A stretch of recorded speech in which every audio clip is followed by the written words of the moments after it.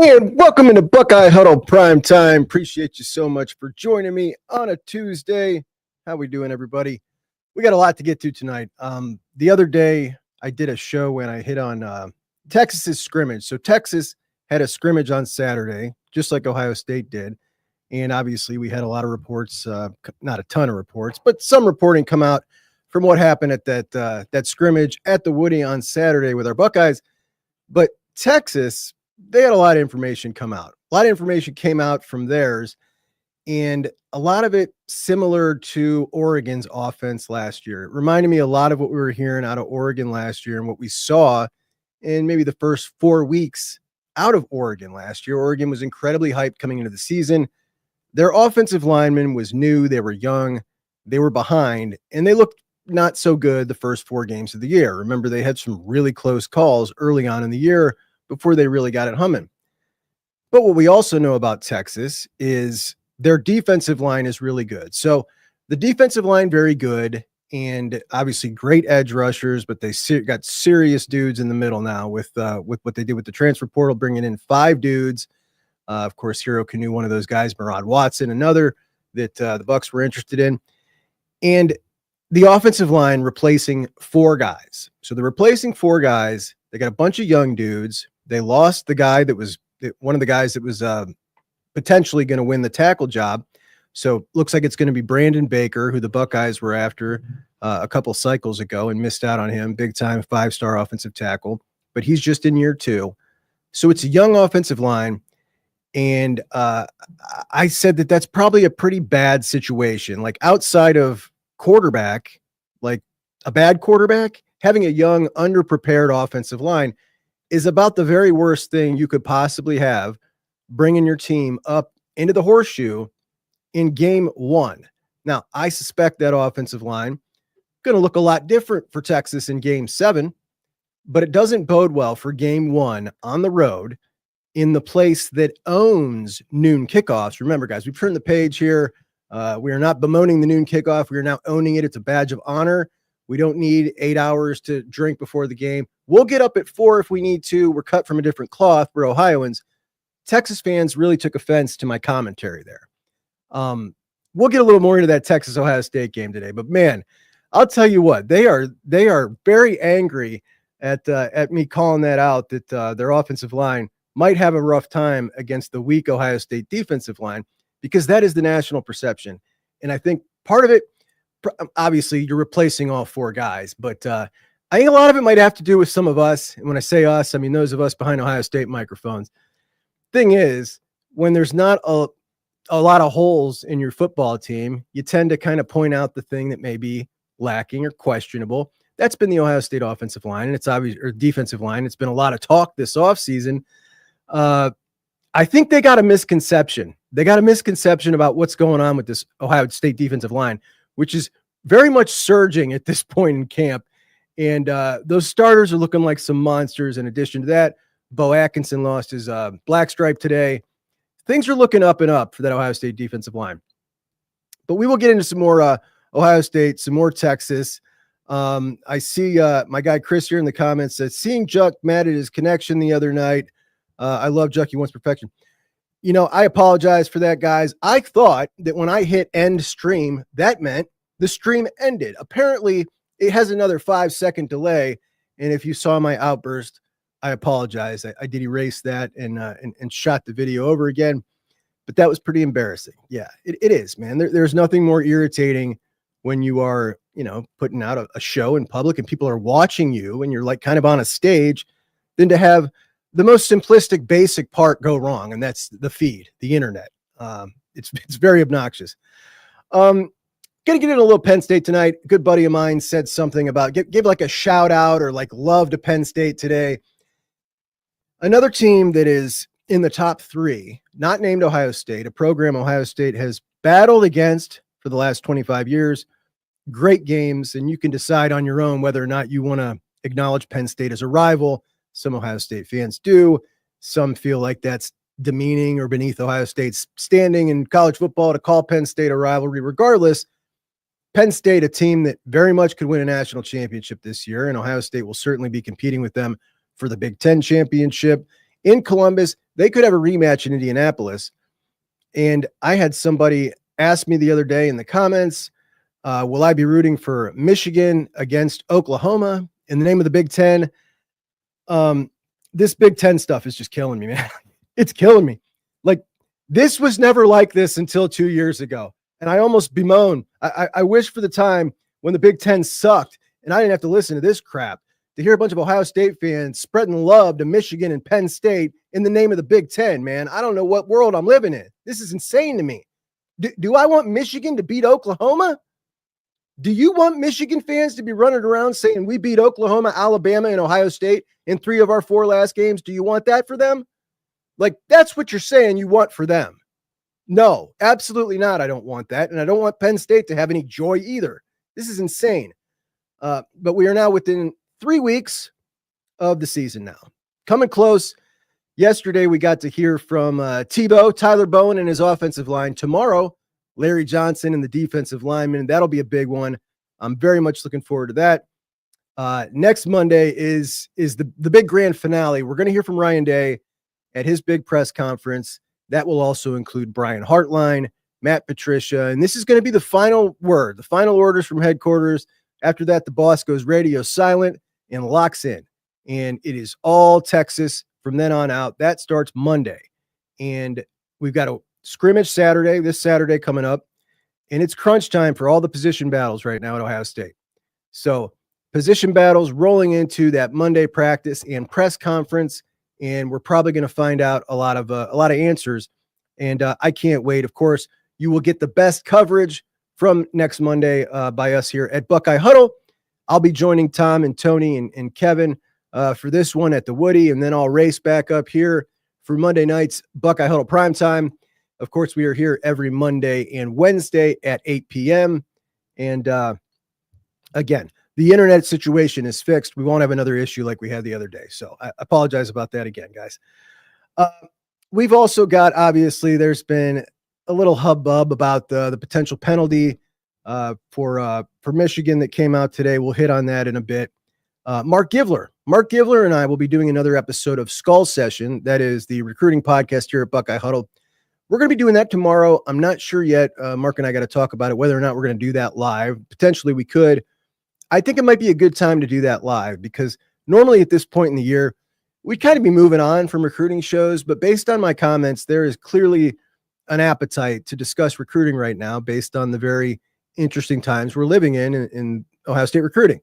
I do actually have a couple comments I might get to today from a show I did the other day, because I do think there's a little bit of a misconception about what's going on right now with this class, and I kind of want to clear it up. I understand the negative tone overall, but there are some who think there's been some big philosophical shift and we're not landing top tier players anymore. The top end of this class is a very high quality top end of a class.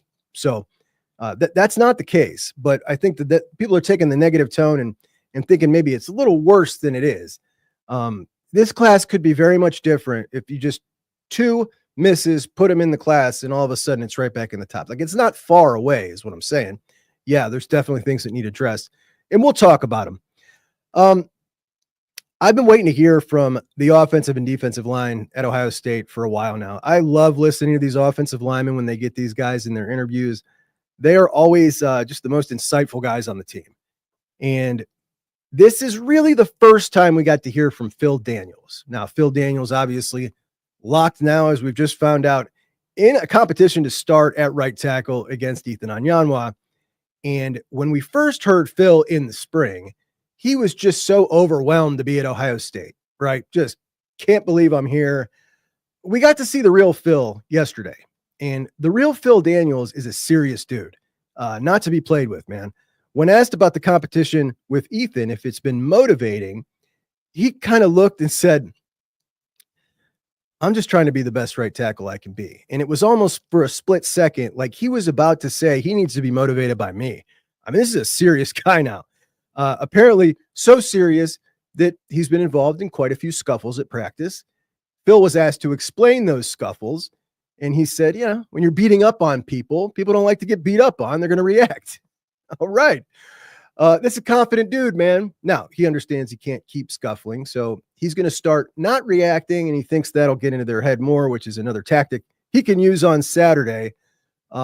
This dude's serious, man. Asked if he felt he had anything to prove, and he said to himself, he said, I was a 3-star, barely had any offers, overlooked. Now I'm just here to prove myself and keep killing. This is a dude with a tremendous chip on his shoulder, and I was thinking, if we had seen this, if we'd seen the real Phil back in the spring and listened to him talking like this, we might have not been so surprised at this ascension that we've just heard about in the last couple of weeks.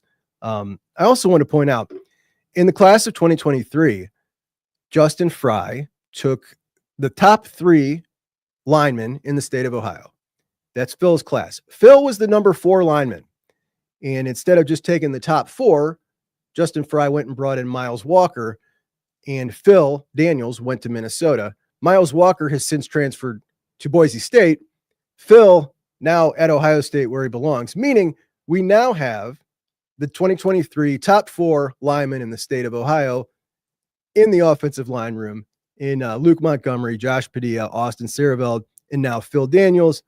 Luke Montgomery was the only big timer, but you're looking at 4 solid offensive linemen.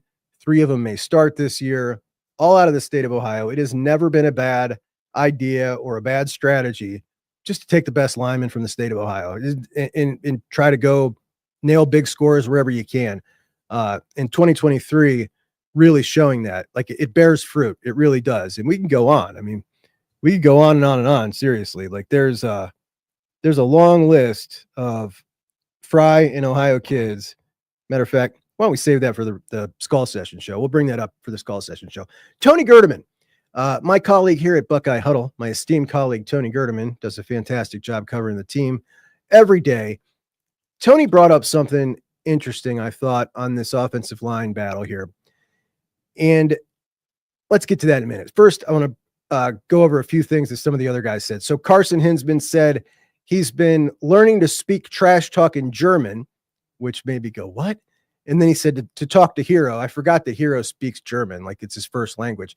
So the first word that he learned was Pummeleg, which means chubby. So he's going to call him Chubby, which is not very nice.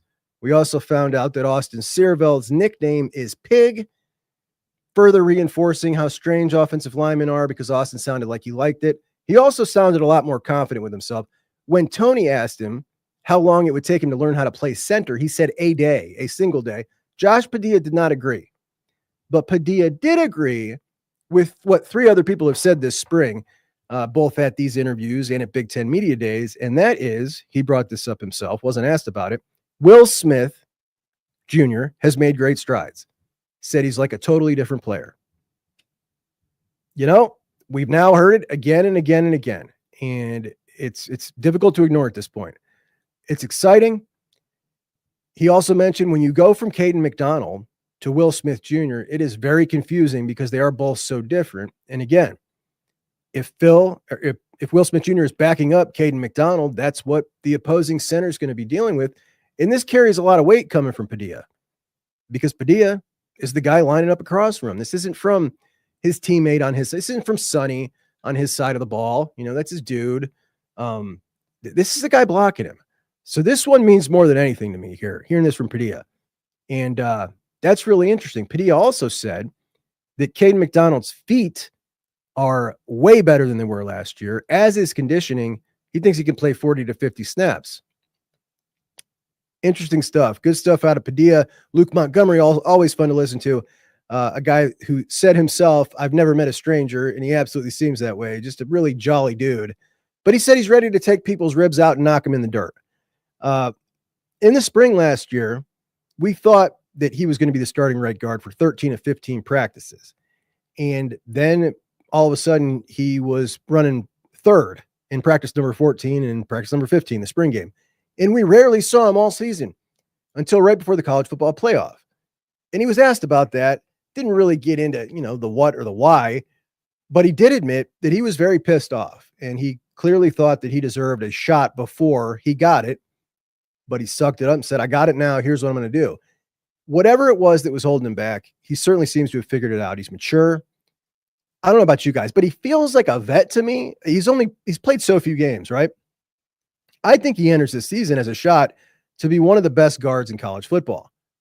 We're talking about a dude with great pedigree. I mean, he was a top 60 recruit in the country, the number 2 interior offensive lineman coming out of high school.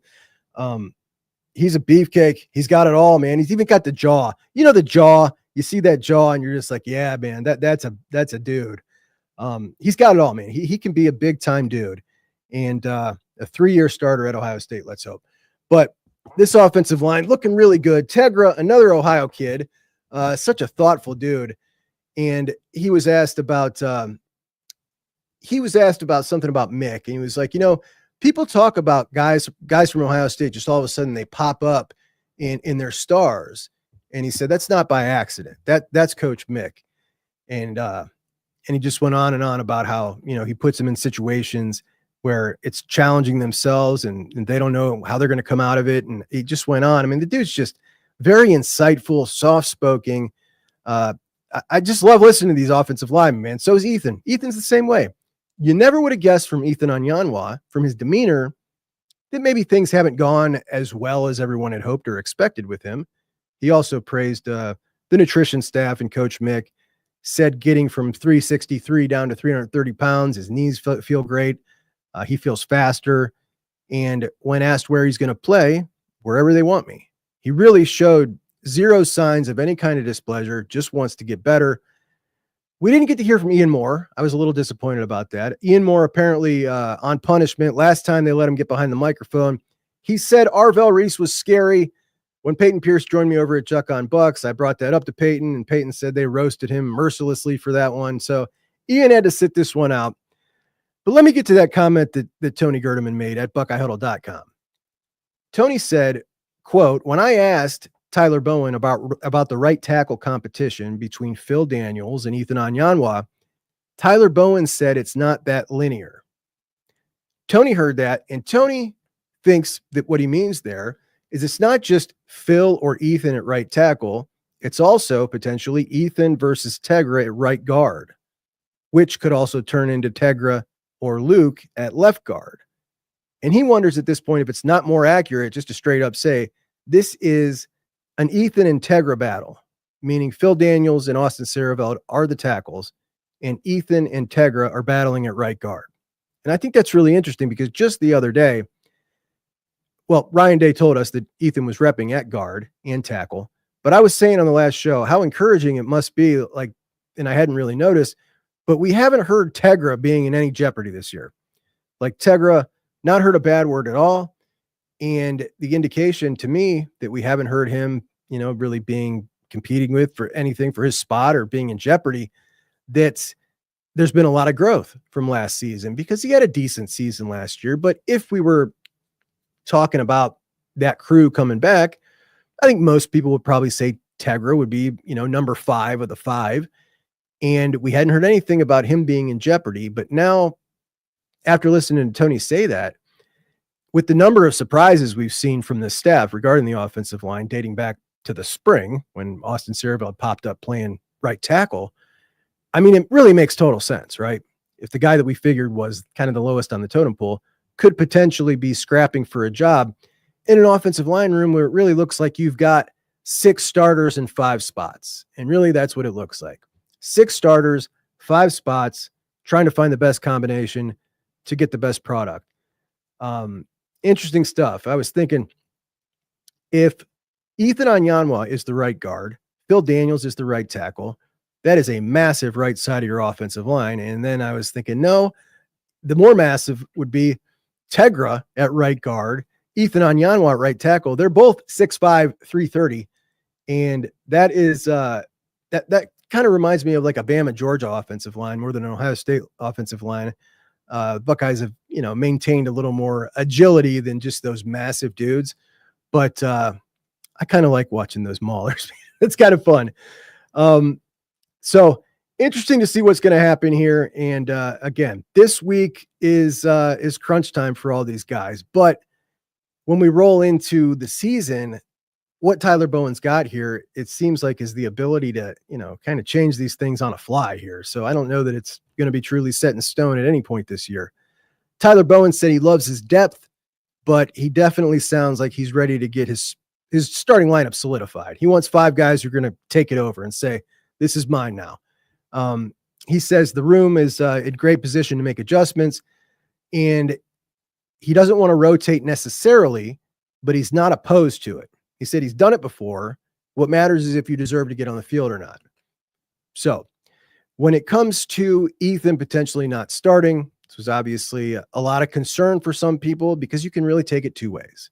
You can say that just means Austin and Phil Daniels are doing great, or you can say, is Ethan Onyanwa not what he was supposed to be at all? I choose to look at it at the positive side of things because I just get such good vibes from everything that's gone on in that offensive line room so far. And Phil Daniels just really appears to be that kind of dude.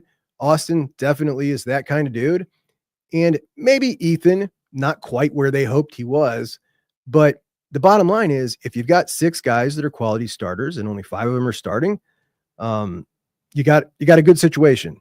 You got a really good situation. Now, again, we talk about spending that money on a big time transfer who was supposed to be your left tackle when we talk about NIL and player acquisition and that kind of stuff, but it's really a different conversation. The money's spent. The guy's your guy now.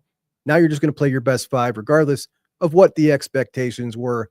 Similarly to if you got a 5-star and a 3-star, you're not just going to play the 5-star because he was a 5-star. You're going to play the better guy. So that's what I got about the offensive line. And Doug says, this is the deepest offensive line in a while. There is no doubt about that, my man. No doubt about that. I am very excited about this offensive line. Oh, there's our guy, Tony, right there. Tony said, I said it on Buckeye Huddle message board recently. The offensive line that this roster has the lowest number of offensive linemen that will never play at Ohio State. And Tony's seen them all up close and personal. By the way, Tony, an offensive lineman build himself.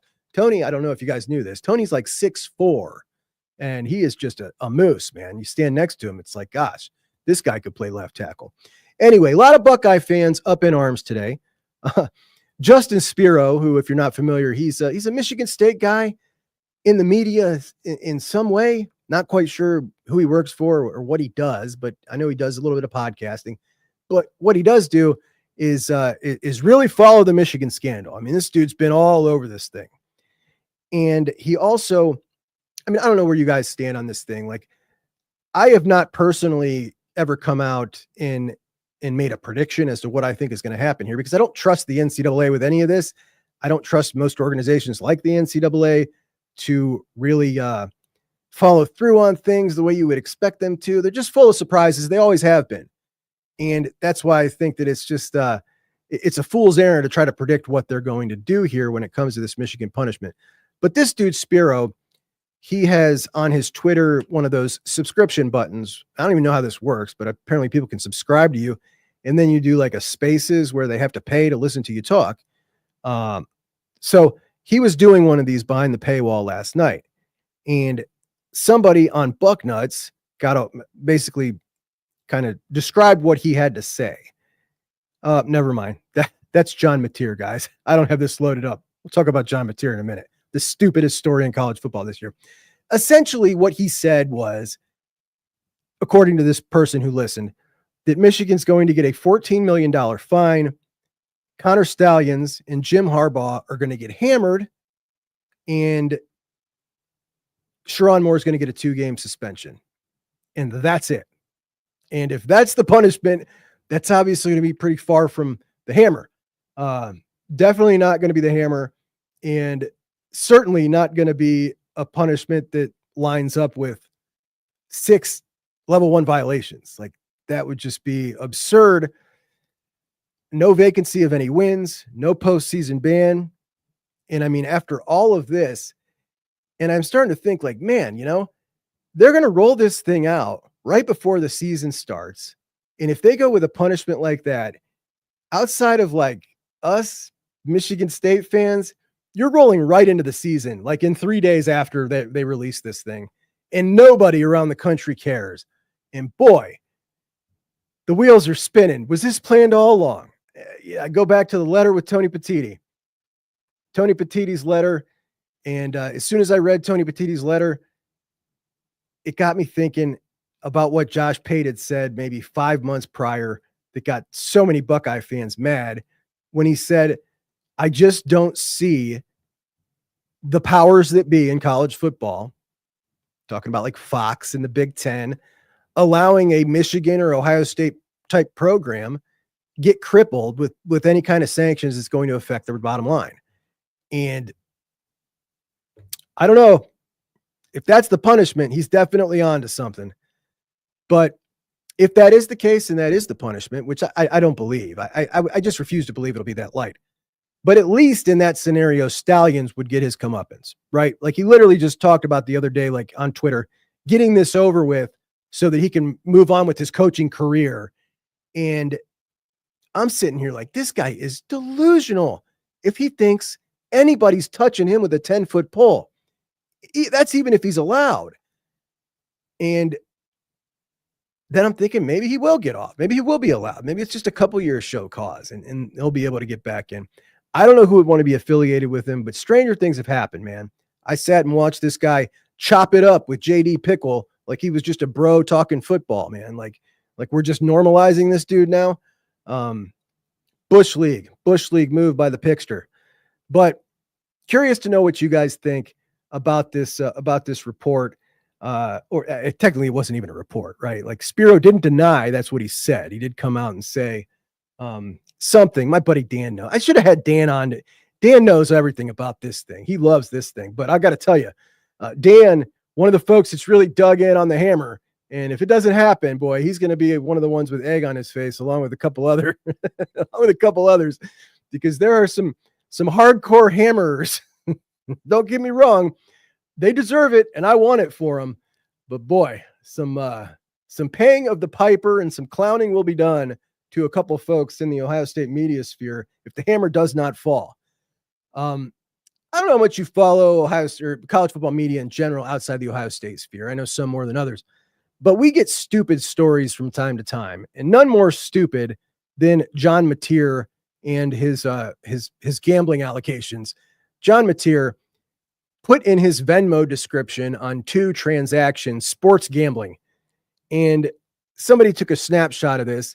Now, Mateer comes out and says, of course, this was a joke between pals. And it's 100% something I would do with one of my buddies, like 100%. It was obviously a joke from the beginning, but people were reporting on this like it was a serious story and literally talking about the NCAA potentially starting an investigation. Like these dudes aren't even going to punish Stallions, it sounds. They're not going to punish Michigan, and they're worried about what this dude's putting on his Venmo. I don't think so. The stupidity of off-season media never ceases to amaze me, and I totally contribute to it. But hey, let's all click the like button for your buddy here and subscribe if you haven't. Look, Buckeye Huddle got a goal. We got to get to 30,000 subscribers by the Texas game. The Texas game. Do you know what the potential is for a rivalry here? A rivalry with Texas and Ohio State. Now listen, Ohio State and Texas guaranteed now to play 3 years in a row. That is certainly the start of a rivalry. Would you be that surprised if maybe this year or next year they meet in the postseason? I mean, I'd say the odds are pretty decent. That could potentially be 4 games in 3 years between Ohio State and Texas. Now, Texas getting all this hype, man. It's starting to get under my skin. I mean, I know a lot of you guys have crossed over a while ago with the art stuff. The art stuff wasn't bothering me, but I'm just really getting irritated by the Texas hype right now, particularly with Ralph Russo. And we'll get to that in a second. But Texas has always been the most overhyped of the 8 Blue Bloods, always. And now the fevered pitch with Arch Manning, the #1 ranking, the back-to-back Final Fours, and you've kind of just got the perfect storm for the ultimate Texas hype. Like never have we seen it like this. Remember, this is a team that lost to their 3 best opponents just last year with a better football team. Lost to Georgia twice and Ohio State. But it's nothing new when it comes to Texas and hype. It's always been like this with them. Ohio State, Michigan, Alabama, Texas, Oklahoma, Nebraska, USC, and Notre Dame, the 8 historic Blue Bloods of college football. Shortly after I started this show, somebody started on with me about, of course, Quinn Ewers went to Texas. I mean, Ohio State's good, but it's not Texas. And I was so amazed how many people have this outsized opinion of Texas. They're not on Ohio State's level historically. They're not on Ohio State's level this very day. But so many fans talked to me in that video I made the other day, which wasn't, particularly nice to Texas, I guess. And they really think that they're on some different level above Ohio State. Like their own fans don't even know their own program's history. I certainly do. These are total wins all time, total winning percentage all time, national championships, playoff appearances, consensus All-Americans, number of weeks in the AP poll, number of weeks at number 1 in the AP poll, all-time draft picks, all-time first-round draft picks, and Heisman trophies. These are the categories that I've chosen that I feel are the most relevant. Now, number 1 program, Ohio State, edges out Bama, 27-31. After that, you got a gap. Then it goes down to Michigan and Notre Dame, who kind of ride together, 42-46. Then Oklahoma right behind them at 48. Then a big gap down to USC at 63. A bigger gap down to Nebraska at 98. And after Nebraska at 98, you go all the way down to 125 to get to Texas, which my premise and the reason I started this was Texas, I believe, is way overrated as far as the Blue Bloods, and one of the weaker Blue Bloods that there is. And this confirms not only are they one of the weaker Blue Bloods that there is, they're the weakest Blue Blood that there is, even behind Nebraska by a considerable margin after 20 years of Nebraska being total garbage. The second reason I started this was I thought Ohio State was undervalued by the general public, and they did not get their proper due. So there you go, Texas. Now, over at Juck on Bucks, I re-released that video with some new commentary. It's called Ranking the Blue Bloods. You can go check those numbers out if you want. I'm guessing you won't, but here's a preview. When you look at all these scarlet boxes and you see those two little crusty burnt orange ones, those are categories you lead Ohio State in. The other ones are the ones Ohio State leads you in. You are not on the same level. Not at all. All data. None of it is this Buckeye fan's opinion. Anyway, this week is Texas's first time opening a season at number 1. Do you know what that is for us? That's a random Tuesday. Their first time in program history. Ohio State's been ranked number 1 in the AP poll, the second most weeks of any program in college football history. Been ranked, period, more than any program in college football history. But our old buddy, Ralph Russo of The Athletic, a very veteran college football reporter from, like up New England area. These guys that report college football from up there are just a different breed, man. They didn't grow up around college football, and they report on it. They all seem kind of clueless, but he wrote an article about Texas yesterday. In short, he says, Texas is becoming the new Alabama. That doesn't mean the Longhorns are going to rattle off half a dozen national titles in the next decade, but this is the season Texas puts the staying power on display. There's always another draft pick, always another All-American, the talent conveyor belt, fully operational and well-funded. The days of stumbling as a 12-point favorite at home appear to be over. Now, up until that last sentence from Ralph there, it sounded like he was talking about Ohio State or Georgia, because those are the two programs that actually have a shot right now at taking over the mantle of the new Alabama. How in the hell could you look at those two and say Texas is the next Alabama?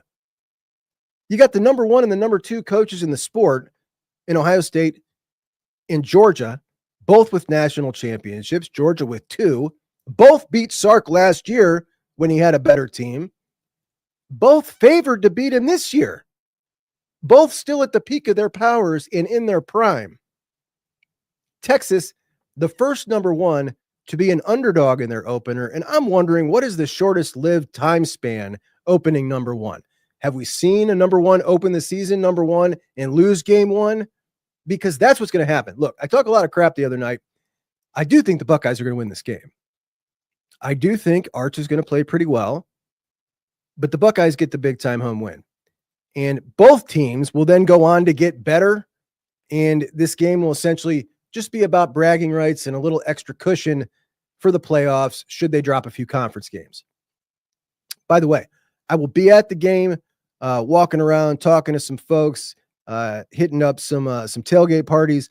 If you're having a tailgate and you want us to cruise through, we got the camera rolling, going to be putting together a show at a player's tailgate. Reach out to me, but reach out, juckonbucks@gmail.com. Should be fun. We're going to get some good content out of there. I think I'm going to make up some custom shirts and throw a few out to the Juck guys when I'm down there. But the truth is, when we talk about these two teams, they're pretty doggone similar this year, really. They're already number 1 and number 2. Here's the eeriest part, though. They're both going to be better in 26. Both Ohio State and Texas, really good this year, obviously. Number 1 and number 2 or number 3.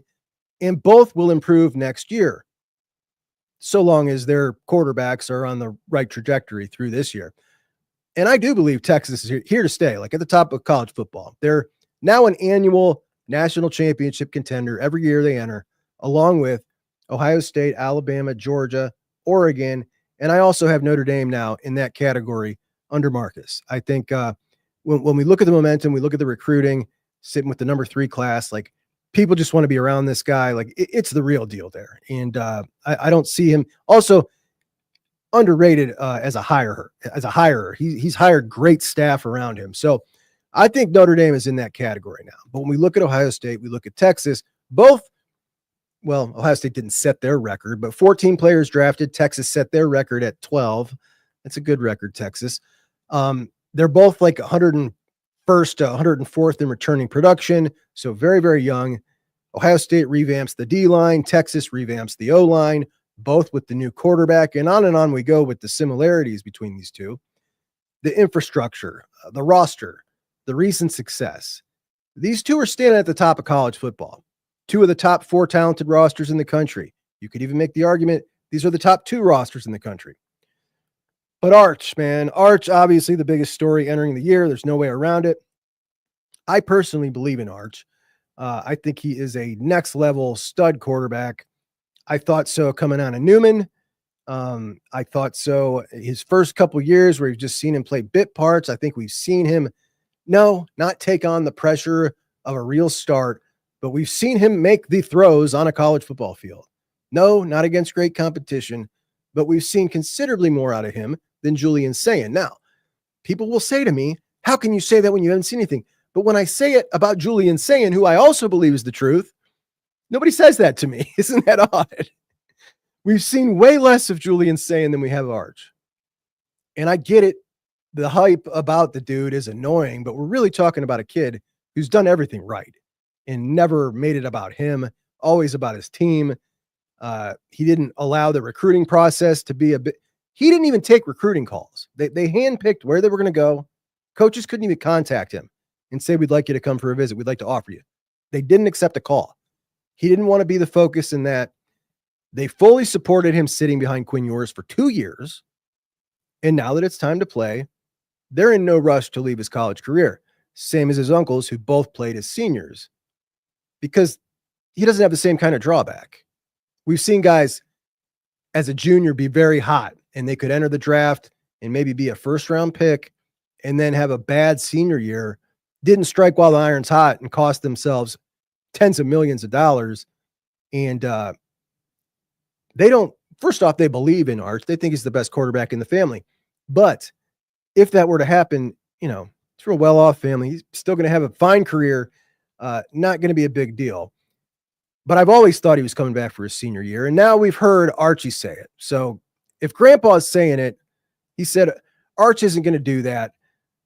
He'll be at Texas. And if Archie is saying that, that's just 100% what's happening. So they got him for 2 more years. And when we look at their team, starting with their new offensive line this year, a defensive line where they've been recruiting very, very well, and they've shown they're not afraid to go fill the gaps they need to fill on the defensive line or anywhere in the transfer portal, but they use the portal just like Ohio State. Ohio State and Texas had the same number of transfer portal guys brought in this year. They lost about the same number of guys out of the transfer portal. They're at the level now where their talent is right there with Ohio State. Great young wide receiver talent with Ryan Wingo, Khalil Lockett, Jamie French.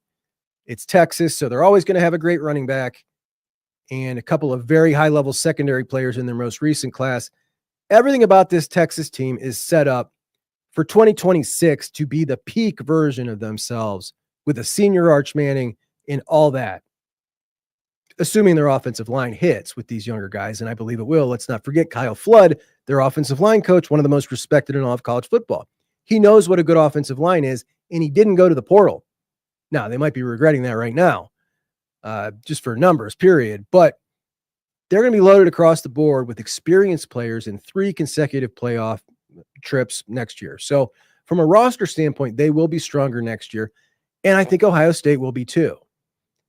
Both of these teams, really talented across the board, but not a lot of experience. And now that we're in this luxury era, it's even different. Like now, when you're in this situation, entering a year like 25, at Ohio State, you're always targeting a national championship, but there are some years you're really targeting a national championship like we saw in 24. I feel like 26 is one of those off seasons. You're really targeting it, meaning you're going to put some more money into it because it looks more realistic. You also get to go through 25 and find out where you got questions. You got all these guys stepping up into new roles. Who hits, who doesn't? You know, the Edric and Malik Hartford and Jalen McClain and James Peoples. Are all these guys what you thought they were going to be? If not, can you increase potentially in the portal? 2026, they got the opportunity to bring back most of their core and some additional pieces, upgrade some talent maybe. Texas will have the same opportunity. But the 26 Buckeyes, when we look at the offense, you return, well, geez, if Ethan Anyamwa doesn't start, you return everybody. You return everybody. And you got Ian Moore and Carter Lowe, who will both be a year old. I think Carter Lowe in year 2, like, might not, make it into the 2 deep at tackles or as the number 3 tackle for the Buckeyes. I think he could probably start at a lot of places year 2. He needs to increase his upper body strength, but like physically looks there. Ian Moore certainly is going to be ready. At tight end, whether Max Clare comes back or not, you're still going to be in good shape. You got Jelani, you got Nate. I think Nate is going to be ready to go next year. He's going to be a big timer. Wide receivers, like whatever. If Innis stays, great. If Carnell stays, great. If they leave, great. Like Mylan Graham, Quincy Porter, like you're great at any rate with the offensive line, with the wide receivers. The running backs, geez, give me Bo and James Peoples all day. This is now where the penny pinching can pay off, is when we look at the defense, because you've got a lot of guys who could potentially enter the NFL, like Kenyatta Jackson, Arvell Reese, Caden McDonald, Tremaine Matthews. This is when you want to see, all right, all the penny pinching you did in recruiting, this is where you get to unload that and make it happen, because retaining any one of those guys is like signing a 6 or 7-star recruit, right? If you can keep one of those guys out of the draft, every single one of them that you keep out, that is a 7-star recruit right there. You also got some younger guys that'll be a little older with a little experience.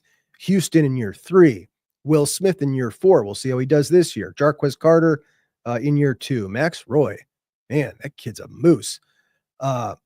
Zion, Epi. At linebacker, can you keep Arvell? Sonny's gone, but you've got Peyton Pierce. He's going to get a lot of experience this year. Riley Pettijohn going to get a lot of experience this year. TJ Alford. You're just going to continue to keep reloading at linebacker now. And I love the shape of that room. Obviously, losing Caleb Downs is massive. He's gone no matter what. There's zero chance of keeping him back. But you got Sanchez. You got Aaron Scott. You could potentially retain Jermaine. Bryce at nickel. Malik Hartford will be back. Jalen McClain, Fahim Delane, Blaine Bradford. These dudes are loaded. And you got Matt Patricia in year 2. This all comes down to what it comes down to this year, and that is Julian saying that dude? That's it. Is Julian saying that dude? And if he is this year, he certainly will be next year. And the same goes for Arch. But the Buckeyes in 26 could have the best offensive line in the country, best receivers in the country. They could have the best backfield in the country. and they could have a very special quarterback. We just got to wait and see. And then when we look at these two programs, having met last year, meeting this year to open the season, opening the season again next year down at Texas, and the potential for a postseason matchup, yeah, I'd say there could be definitely a budding rivalry here, not to mention the 05 and the 06 games for most of the fans, maybe a little younger than me and older, like remember them like they were yesterday. Which, by the way, I was thinking, I was weighing whether or not I was going to go down to this game. And, I'm sitting here thinking, talking as much as we have about the 05 game. I didn't go to the game. And boy, I sure wished I did. There's been a lot of big games at the Shoe. I've been to a lot of them. That's one that I really regret not making sure I got to. And I'm going now. I didn't want to go because I wanted to make content, because you get to make content and it's awesome. And for a game like that, everybody wants to watch it. So it does great numbers and you get your stuff out there. But I can do it another way. I can do it down there. I'd like to remind you all to please like the show today. If you haven't already, please subscribe to the Buckeye Huddle channel. You can also check me out over at Juck on Bucks and subscribe over there if you'd like more content about the Buckeyes, college football in general. I did want to hit on some Penn State stuff, though. As Jim Knowles, not exactly a favorite of Buckeye fans anymore. The way he left was really weird, leaking stories, and he had his girlfriend or somebody talk to CBS and put out that kind of it's like a hit piece on Ryan Day saying he was breathing down his neck after the Oregon game, like by not allowing him to be a hermit in his office. Like, oh, the horror. Welcome to big time college football, pal. You embarrass your program like that. The boss man's going to check you. That's what happens. But the guy, 1 year into an extension that made him a top 3 paid DC in the country, and tries to renegotiate a raise during the national championship run, and then said that him asking for an extension before the national championship was so he wouldn't cause a distraction, after it was all over. That pretty much says it all. The guy wasn't happy. He was leveraging his success before the national championship. You only do that if you're not happy and you don't respect the people you work for. And he wasn't happy, and then he left, and that's fine. Well, he passive aggressively took another shot at Ryan Day. Now, I don't imagine he was too happy with what Ryan Day had to say about him, which is basically, this is business and you do what you got to do, but there's also loyalty, and, you only got one name. I loved it. I loved every bit of it. Ryan Day called it exactly like it is. And I'm sure what Jim said was intended exactly what Ryan's was. They're poking each other back and forth. And I love it. I love it. But Jim Knowles at Penn State, bringing over all his scouting reports for Andy Kotelnicki and the offensive staff, for Drew Aller, and they did a big article in 247 about it. James Franklin saying, we were able to get his Ohio State game plan and his evaluation on all of our personnel. He was in our office to hand it to us, and that was really valuable. I bet it was, James. They went back, watched the Ohio State game with Jim Knowles, with the whole offensive staff, with Drew Aller, had a big viewing party, watching Jim Knowles' notes from Ohio State on them. Drew was able to learn all his tells. Franklin goes on to talk about the openness and willingness to accept honest criticism. And Jim said, I think that's unique in our business. The thing I found out here about the culture that Coach Franklin developed, there are no egos here. So you're not worried about what you say hurting anyone's feelings. Is this dude serious? Hurting anyone else's feelings? Like, this guy was the one with the clear feeling, like hurt feelings for sure. He continued to say, it all stems from the head coach. So I think he's the main driver of it. And the feedback, the opinions, asking for your observations, I think it's really unique. Like, yeah, these are clear passive aggressive swipes. You can word that in a way that doesn't make it sound at all like you're taking a shot at your previous employer. He chose not to. I'm on to him. Another Big Ten foe, Oregon, with 2 big hits. Now, last year, heading into the spring, there were a lot of Oregon fans hanging around Juck on Bucks because they wanted to interact with Ohio State fans. They're obviously the talk of the offseason last year was the Oregon-Ohio State game. The talk of the offseason this year is the Ohio State-Texas game. Notice Ohio State involved in both of those. And for the people who want to play 3 cream puffs in the offseason, make no mistake how big it is to own an entire offseason with recruits. Like, they went bananas all last year about the Ohio State-Oregon game. They're going bananas all offseason this year about the Ohio State-Texas game. It's big-time football. They want to be a part of it. And especially the ones from down south who view the Big Ten as a little less than very beneficial to schedule games like this. So where the hell was I? What was I even talking about? Oh, Oregon. Oregon fans were coming into the show, and I had did this segment. I did one the other day where I was talking about Riley Pettijohn and Riley Pettijohn's timing in the 10-yard sprint. So there's boards in the Woody, and they do all the athletic testing. And I had been talking about those last year, who was placing where, and they were looking at Jeremiah Smith. It was in the spring, and they were saying, this guy's numbers, his size, his testing, he's just another Jurion Dickey. What makes you think he's so special? And they're talking about Jurion Dickey over and over and over again. Well, Jurion Dickey is the same size as Jeremiah. He is a beast in high school. He was a 5-star. In 2 years at Oregon, he's caught 2 passes. Now, they lost Evan Stewart. Jurion Dickey, their Jeremiah Smith, has been suspended from the program now. Dan Lanning said he's got 2 rules: be on time, be respectful. And he apparently this wasn't just like one event, but a series of events. Though I did hear he got in at least one fight physically with a player that may or may not have been Naeem Offord. I can't confirm or deny, though there has been rumors. But they're going to be very reliant on true freshman DeCorian Moore, who they hope to have a Ryan Williams type impact. And second-year wide receiver Jeremiah McClellan, the former Buckeye commit, that would have been the 3rd 5-star in the class of 2024 for Brian Hartline, along with Jeremiah and Mylan Graham.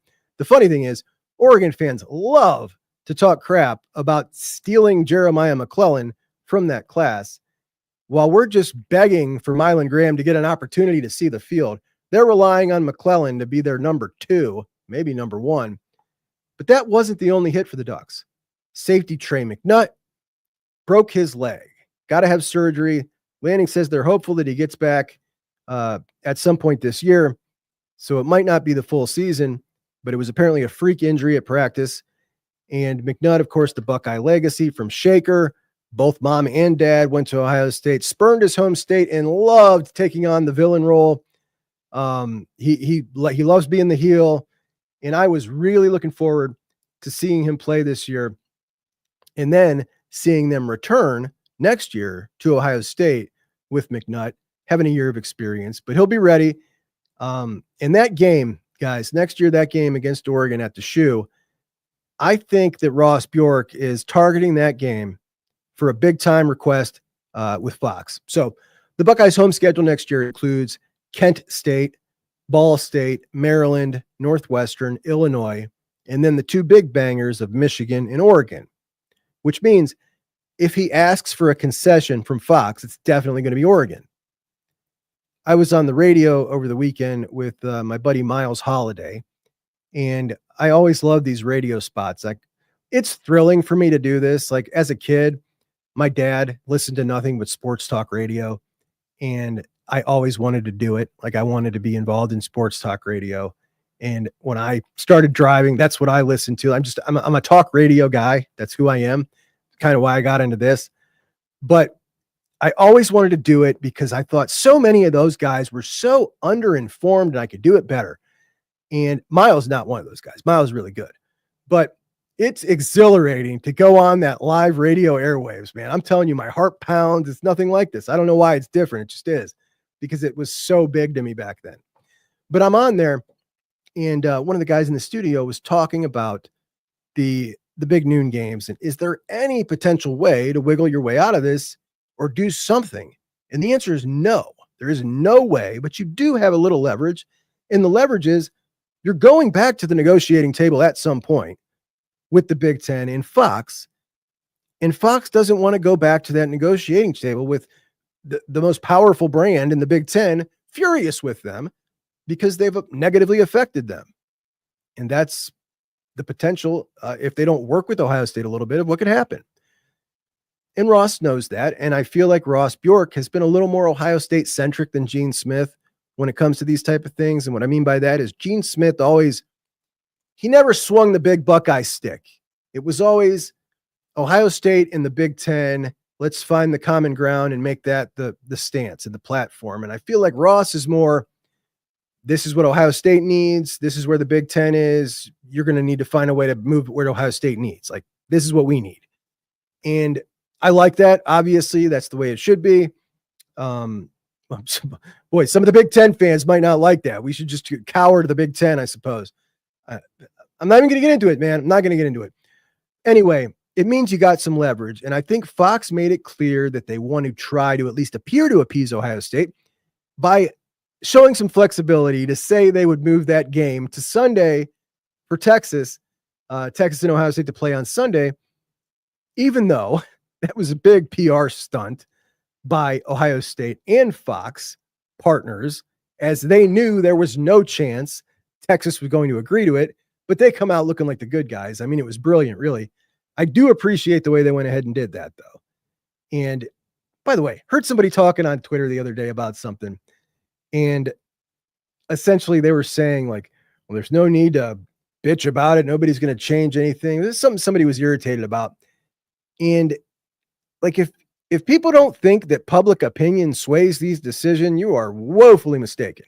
Like, Fox and Ross Bjork did that whole thing in response to public opinion. Absolutely, it sways things. And the market, where everybody talks, the town square, right? It's Twitter. That's where these opinions get formed and get spread, and it leads to other things. It leads to shows like this, etc. And it's a big time deal. So, will that Oregon game be targeted? Will they cooperate? Will it be prime time? Because if it is, like, man, that will be, they're also, like Texas, like Ohio State, poised to have a much better team next year. I actually think they're better this year than a lot of people do. But next year, they're going to be even better. I actually think that Texas, Ohio State, and Oregon enter 26 as maybe 1, 2, 3. Like, they're both looking really, really hot next year. And on a final note, I watched episode number 1 of the new SEC show, kind of like a Hard Knocks, on Netflix last night. And it was some LSU, some South Carolina. Brian Kelly tried to be charming. Also said that LSU had fallen on some tough times. They literally won a national championship 2 years before he got there. They had fallen on some tough times, and I had an opportunity to come and try and turn it around. He tried to make jokes. He is the fakest, worst man in college football. I just loathe the man. It was hard to watch. He is so cringy. And when you listen to him coach the guys, it feels like that's their reaction to him too. I don't know how the guy's been so successful. And my son said to me, like, well, why does everybody think this guy's so good? He's never won anything. Well, he is Notre Dame's all-time wins leader. That is really big. It's a big deal, man. Like, yeah, it's about longevity, but it's a big deal. It is. He's been successful. He has a couple national championships at, like, Grand Valley State. He did turn around Cincinnati. Like, dude has been successful. But I found out something I never knew about him. He was a politician after college. Dad was a politician, and he talked about it boastfully and said he thinks that that's what's helped him be a good college football coach, being a politician. I mean, it doesn't get any better than this. Like, the jokes write themselves here with this guy. But anyway, that's what I got tonight, my friends. Skull session, me and Mark will record it tomorrow. I'm going to check and see if we got any. Oh, Richie Dubs, a new member. Richie, thank you so much. We appreciate you joining us here at Buckeye Huddle.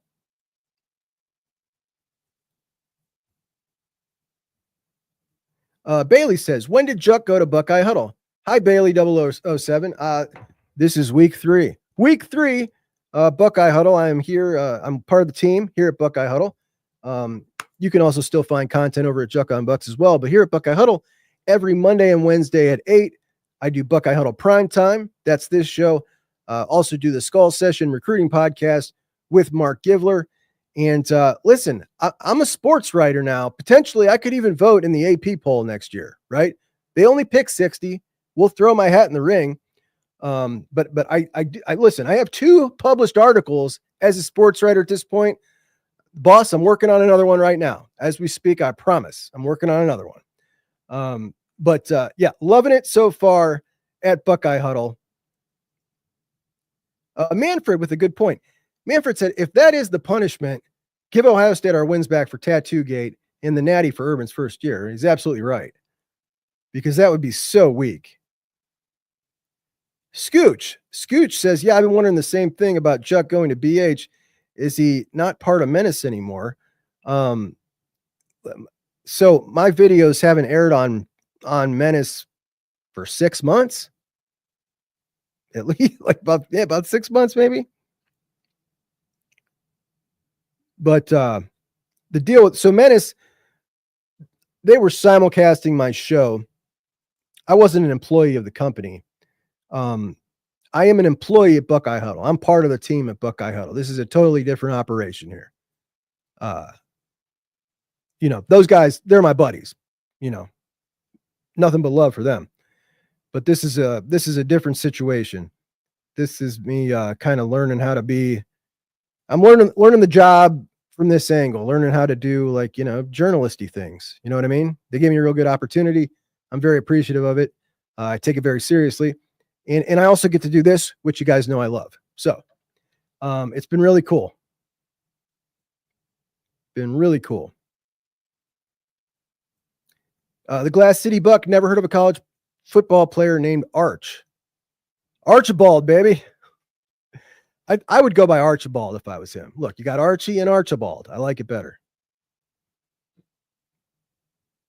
Austin Saraville, a red shirt sophomore.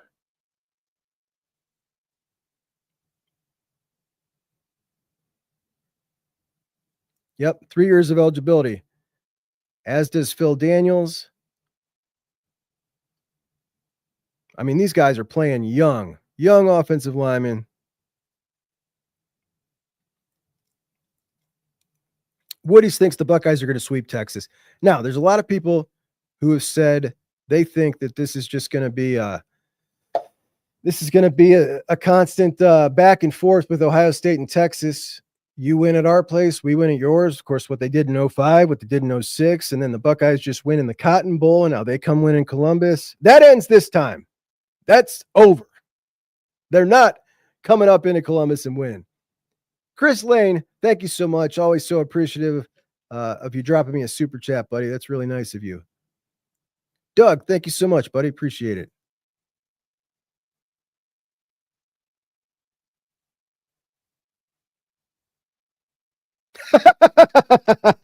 See, all right. So Tony says the way the AP hands out their votes, you'll have a better shot of voting in the coaches poll. To be honest, it sounds like a bit of a pain. I guess they really harp on you to get it in before you really have a chance to really watch all the games. And it seems pretty counterproductive. But by the way, Ralph Russo, our buddy who said that Texas is the new Alabama, like the bigwig of the AP poll.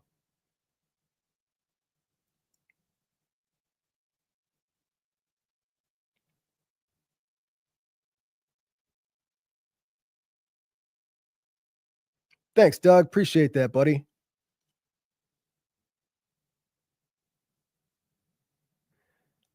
Joey Beam says, if the T-ton punishment is light, does everyone start cheating? I mean, it's certainly, if you are under a circumstance where like maybe you could go one way or the other and a coach has a situation, right?